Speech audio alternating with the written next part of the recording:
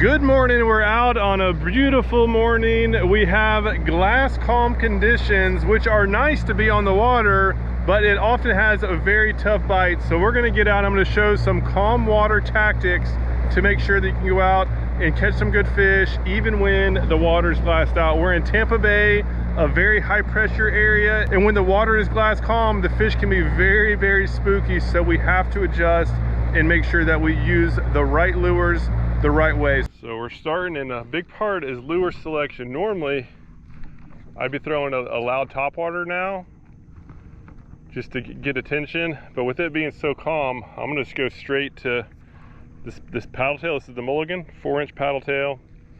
We're in summertime, so this is my favorite size, and we basically need to make sure that we get some attention but not too much. These fish, if even a lure just rattles, it will oftentimes be too much and spook the fish. So we're gonna go stealth mode, and we're gonna be fishing tight to these mangroves here. These fish are, this is not the time where, or I guess right now should be the best bite, but even still, it's not gonna be like a windy day when they're out really hunting. Now they're gonna be holding tight to structure, and they're going to be extremely spooky. So I'm going to start fishing this point. We're going to slow down, skip this lure up under the trees, and we should be able to pluck off some fish. Skipping lures under shoreline structure is one of my most trusted ways to get redfish and snook, but it's not always a guarantee. This first spot really was not holding many fish, so I moved over to a nearby canal to see if the fish were holding deeper and switched lures to make sure that I got the right depth. All right, so here's a spot where there's a little trough. It gets deeper, so I'm gonna go to a jig head with the Prawn Junior rigged on it. We're gonna see if there's some trout hunkered down. I'm seeing some mullet activity further up the shoreline. That's probably gonna be where we can get some redfish. See if we can pluck off some fish from the trough. For this style fishing, it's crucial to get the lure on the bottom and keep it there. So I let it have plenty of time to get down to the bottom, and I was just doing kind of slow bounces along the bottom. My very first cast, I had a strike right there. I had a strike and missed it. Whatever it was did not hit again, and after a few casts, I wasn't getting action, so I made a quick change to go back to shallow given the activity I saw up the shoreline. As soon as I got to the zone where I saw the mullet, that's where things started changing. On this cast, I went in the back of a little cove. You can't quite see it given the darkness, but I got in the very back stretch and was retrieving out, and next thing I know, there's a giant wake right behind my lure. You did. Oh, that was a nice fish.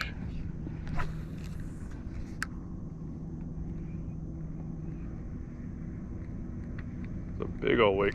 Oh man, just got hit. Right where those mullet were is where I started getting the fish. See if third tries a charm up in there. The first fish that waked was nice. Something's down there hitting me.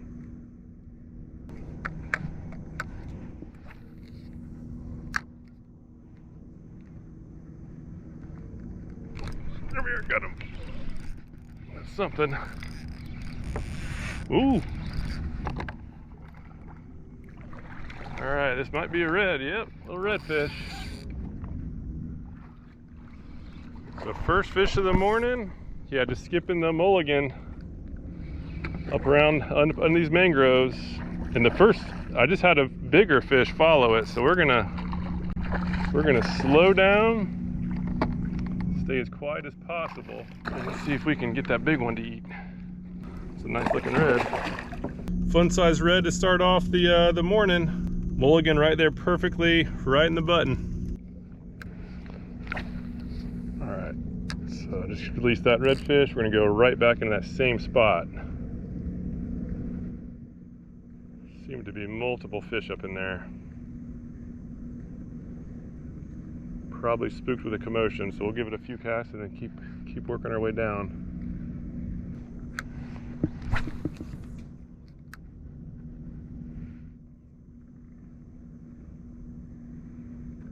There we are, another fish. All right, this looks like a snook. Yep. Very nice. All right, just 2 casts later, we get another species, part of the target. Not a big one, but we'll take it. It's fun.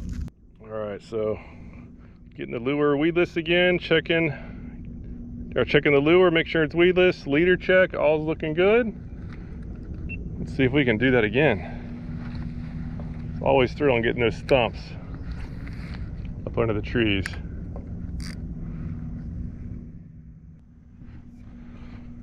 All right, so as I was casting, I noticed that the hook point got exposed. So time to get it back in there, because when I know I'm weedless, I can get really aggressive with the cast. Like that lure is about 4 feet back under the mangroves. That is by far the best strike zone. Most people just start on the outside, and oh, I just had a hit. Most people just start at the outside and miss things, something small. Oh, golly. Oh, that one got my tail. Dang it, that was a little mangrove snapper. All right, I made a mistake there where I jerked the hook and that gave it enough pressure to rip the tail off. That was my bad. When you feel those taps, don't set the hook.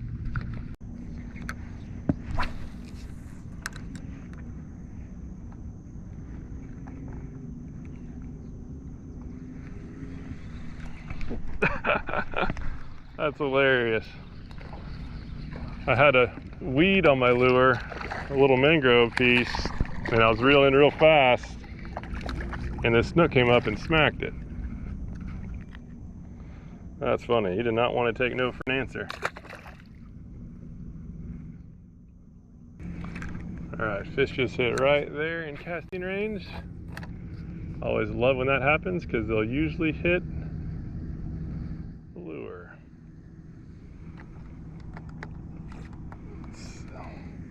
Might have been a little bit too far to the right. We'll get another few casts in there.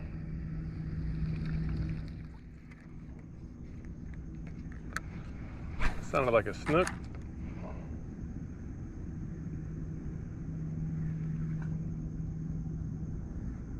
Oops, there, got him. Another benefit of being weedless, I literally cast it up on the tree accidentally. Oh, nice snook. Solid. Yeah, so I was up in the tree. I don't know if you can see it, but I just let it fall down off the tree, and this lure just landed nice and softly. And even on this calm morning, it's a little bit better snook there. Still not a giant, but we'll take it.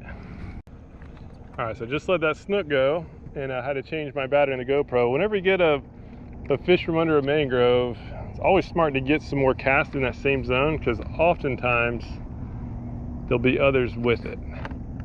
So I'm kind of sneaking back up. There's this cove right up here ahead where I got that snook from. Definitely a chance of there being some more in there with it. So we're gonna basically get that zone and like 10 feet on both sides, and then we'll kind of keep making our way down this bank. We got a storm brewing out behind us, so this trip might be cut short. But either way, it's about an hour and a half into it, and still already have enough action to make it a worthwhile trip. Oh, something's on it.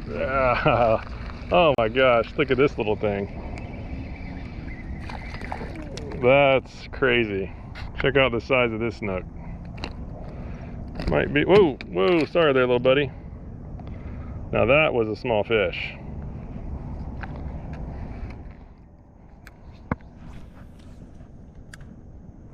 So let's see if we can find any other takers up in there.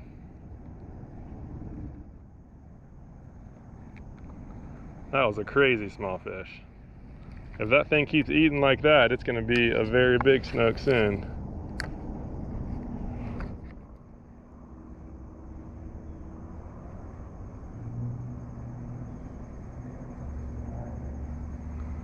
All right, one more cast and we're going to keep making our way down the bank. Yeah, again, the beauty of this lure is it skips like a dream while being weedless, which is deadly for these mangroves. Anybody fishing mangroves, or even docks for that matter, definitely need to pick up this type of setup.